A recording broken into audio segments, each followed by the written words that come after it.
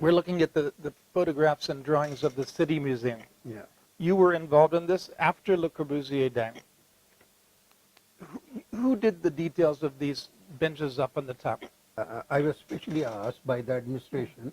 That time I was practicing. When the building was built initially, I was in the department. Okay. And there I left to Department of Space. In my absence, Okay. this structure got raised. Okay. After 20 years, the administration comes to me that we want to do the interiors of the whole thing. Okay. And I was commissioned for that and see. even paid for that. Very nice. Okay. And we took the whole interiors and also these benches right on the top of the Okay. floor. What did people think? You came into a Le Corbusier building, and you put these benches there. What did people think about that? They think that it's going very well because sometimes Corbusier put a curve in the plan itself, although there are straight lines. But you were telling me somebody asked you, why does this curve here and why is it something over there? Yeah, so I said it's a continuous thing because it's one curve like this, the other curve like that. You can sit sometime here facing this side, otherwise you will But sit do here. you think in architecture, we always have to give a reason for things?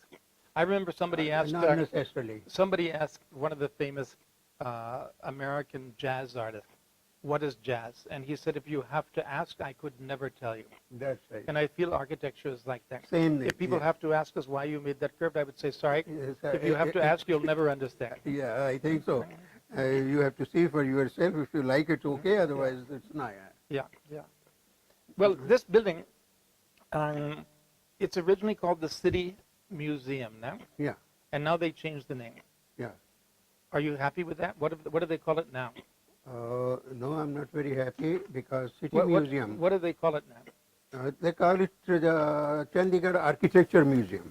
And you said you're not happy with that. No, not very happy about it because City Museum has its own sanctity, its own importance, and it can cover what happens in the city, who were the people behind making the whole city. And one can talk about a lot. One can see what happened over the history. There were some pictures in this museum, people coming from partition, how they came and what happened to them. And the Chandigarh started, people behind the whole project. I've written somewhere that admire their faith. Particularly P.L. Verma, I've written a lot about him.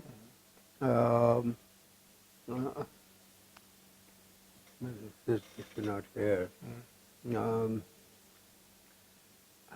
This fellow was very religious in his mind. And the name Chandi Mandir is after Chandi Temple, which was the first place where the guest house was there and people stayed there.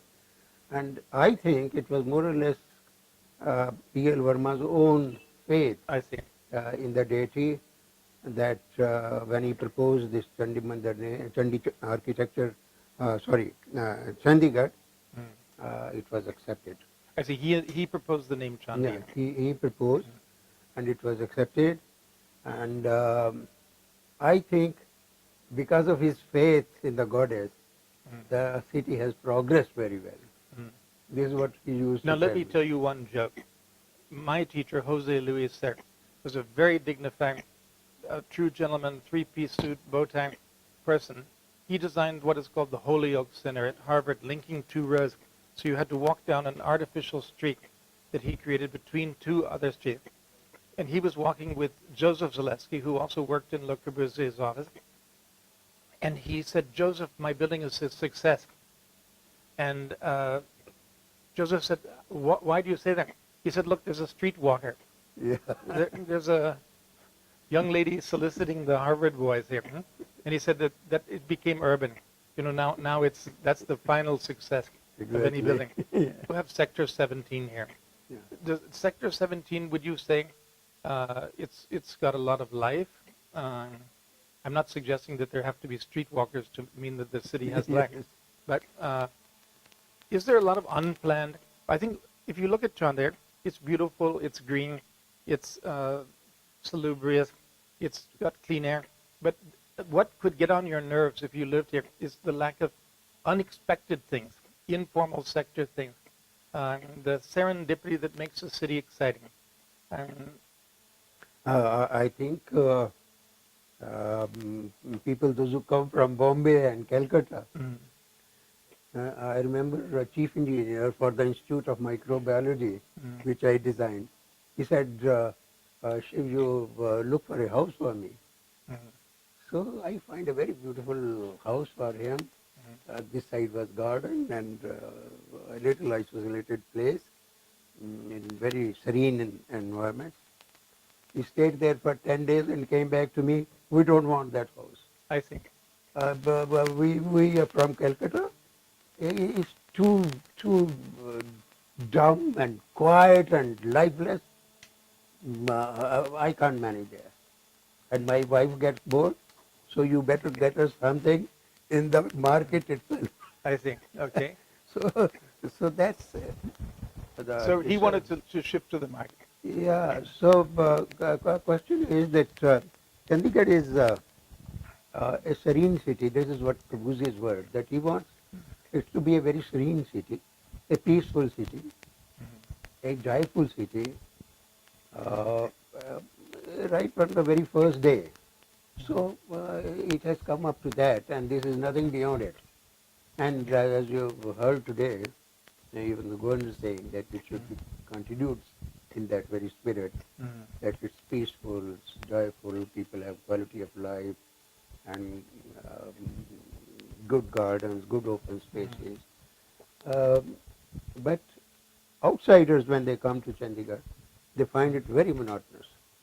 Okay, now speaking of monotony, when you people first came here, it would have been very boring in Chandigarh because hardly anybody lived here. Yes, yes. But you see, when I first went to Ahmedabad was only 12 lakhs. Now it's 50 lakhs. Now 5 million people instead of 1.2. When I came to Ahmedabad, I used to bring with me a crate of wine from Delhi. I had a permit to have wine, and other people, it was a dry thing. But I was legally permitted to bring wine. It was a bit of a scandal, though everybody in town wanted to secretly come over and visit me to get their little tip of something to drink. But when they would talk amongst other people, they would say, Beninger, he's a European American. He drinks, isn't it, back? Now, here you were mentioning once that in the evening you would work with Pierre Generet on, say, Pandit Nehru's sister's house. And then he would give you a glass of wine at the end of the day. Certainly. Now, was that kind of thing at all scandalous to say, many of the Indians? Yes, yes. In fact, the carpenter, his name was Bhagat Ram. He helped Genre to make some boats. A very nice carpenter, very skillful. And Genre used to tell me, look, this man, when he pour whiskey, he will see this side. I see. And the moment I should put some soda or water, he will say, bus. I see. So we used to have a lot of fun, after hard work of the whole day. I see. Okay. First in the office, and then after office, and to have wine there, it was real fun. But did Corbusier and Jane Drew and Maxwell Fry and all these people come together with the Indian staff and serve drinks to the Indian staff, or they used to? Yeah, this is very interesting. Some of the parties used to be arranged. All we architects, whether we were small in rank or bigger in them, including peons and drivers, everybody was invited. I think. And the IAS fellows, ICS fellows that time. I see, yeah. And the bureaucrats and the chief engineers and engineers, they still had that bureaucrat thing in their mind. Yeah. And when they used to look to the drivers and I think- things around, they will feel very embarrassed. I think they didn't want to And- drink in front of their drivers. Yeah. Yeah. So, I said, Mr. General, what is this? He said, well, certain sense of equality must be there. Yes, yes. And then to support this, when he designed this temporary building which was used for chief architect's office Mm. and where we all used to work, had only one toilet. Mm.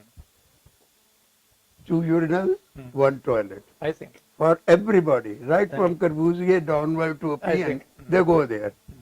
And one day we saw that the chief engineer, Mr. P.L. Verma, Mhm. standing behind a PN to take his turn.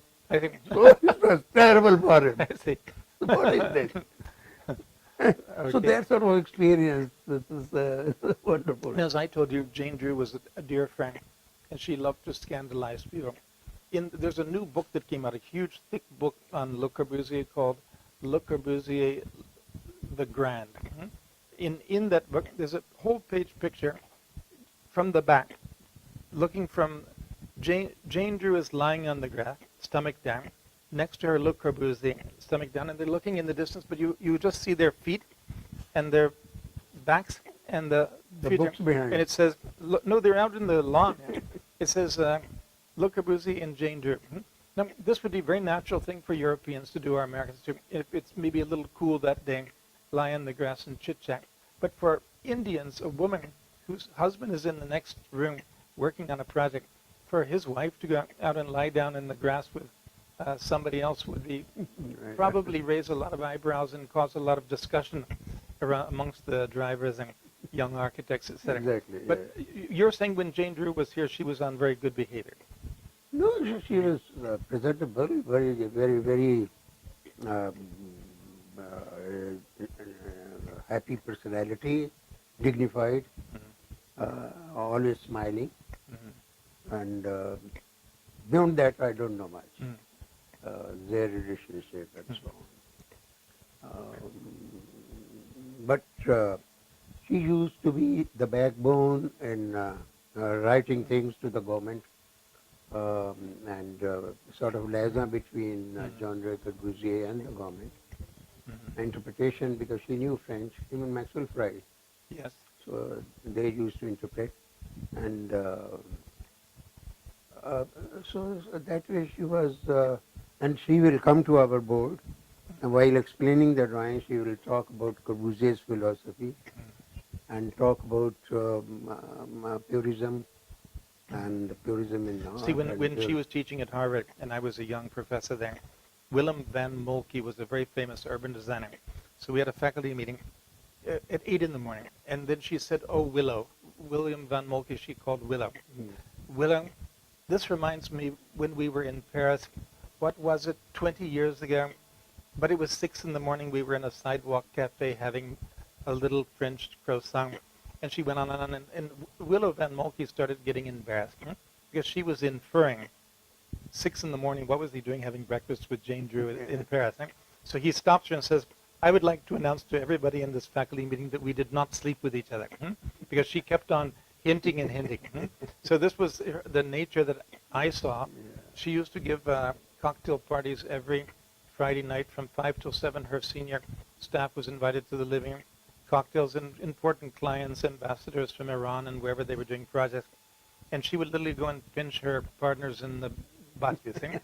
And just to, I don't know whether it was natural or whether she liked to scandalize people. But all that behavior, you didn't see any of that. I have no idea I about see. this. Okay. But I think that is what used to happen on the drawing board when she used to come.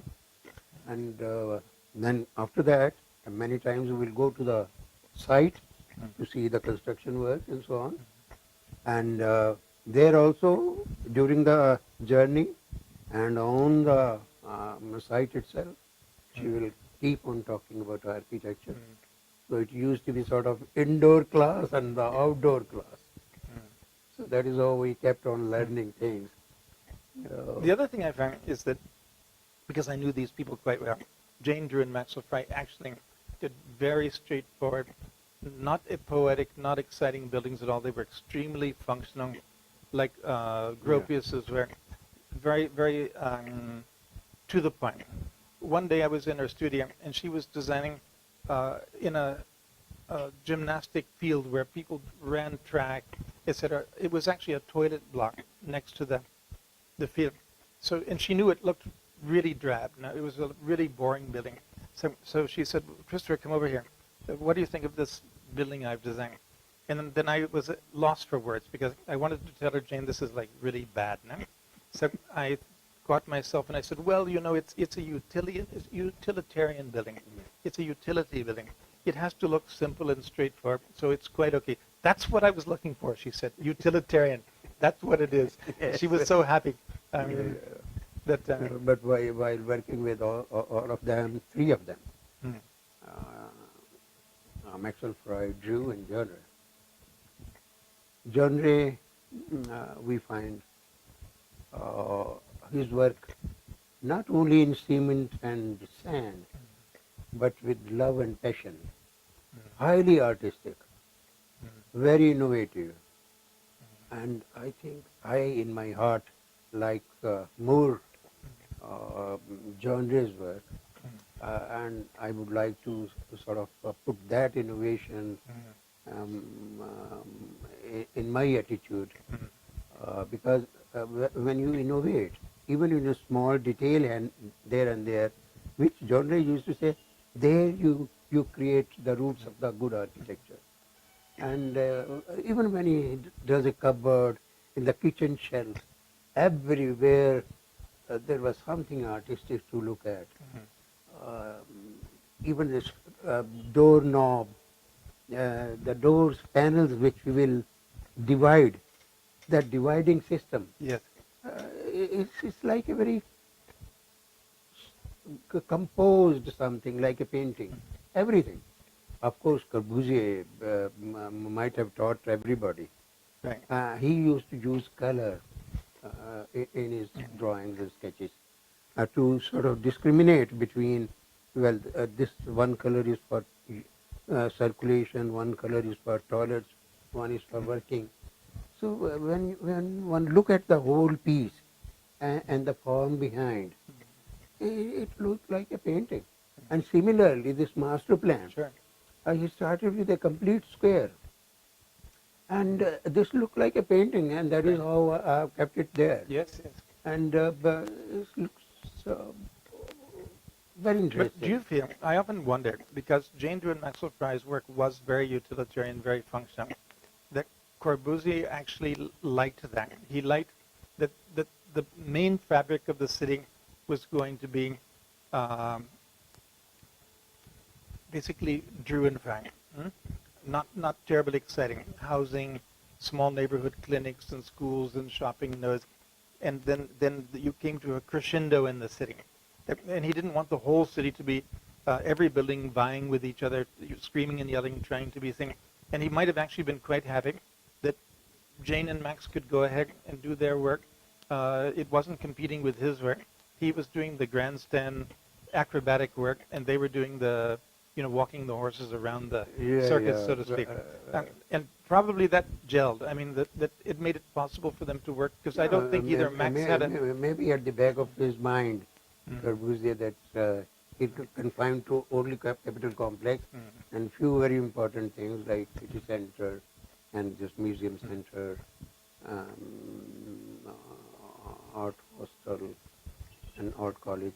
Because like even and Maxwell Fry told me you know, that actually B.K. Nehru came to them in London and said that Nowitzki has died and Nehru would like somebody to come. Would you come out here?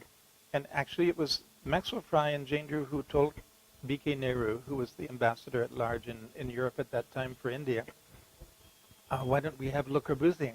We'll do it if he comes, which I read in your son's book. It confirmed it from another source, that it was actually Fry who suggested that Corbusier come. yes.